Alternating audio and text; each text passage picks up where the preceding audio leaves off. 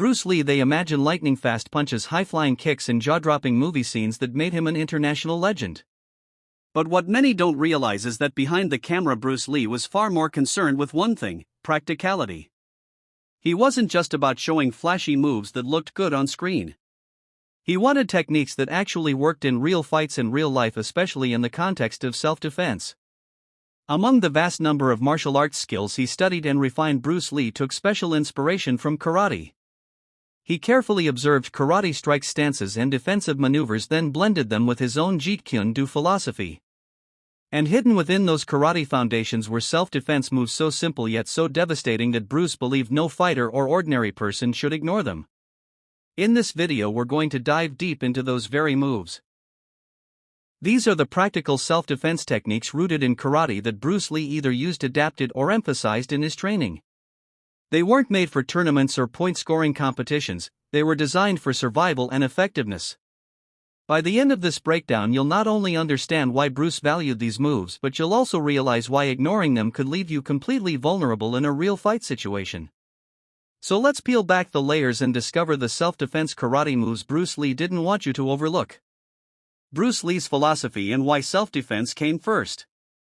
Before we even get into the moves, we have to understand Bruce Lee's mindset. He often said that martial arts were about honestly expressing yourself, but when it came to combat, honesty had to meet effectiveness. Bruce had zero interest in overcomplicated techniques that looked beautiful but failed under pressure. He believed a martial artist's job was not to follow rigid traditions but to adapt to survive and to end a fight as quickly as possible. This is why Bruce was so fascinated by karate. Traditional karate had many self-defense principles embedded in its kata and techniques. The problem was many practitioners treated karate as either a performance or a sport. Bruce saw through that and went straight for the raw practicality. He wanted to extract the essence, the moves that could save your life in a street fight.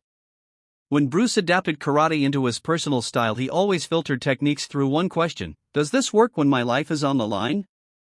If the answer was yes, he kept it. If not, he discarded it. That's why the self-defense techniques we're about to discuss are timeless. They are moves that Bruce Lee himself recognized as vital. The straight punch, karate's most direct weapon. One of the most important karate self-defense moves that Bruce Lee mastered and emphasized was the straight punch. At first glance, a punch seems too basic, almost too simple to be considered special. But Bruce believed the straight punch, when done correctly, was one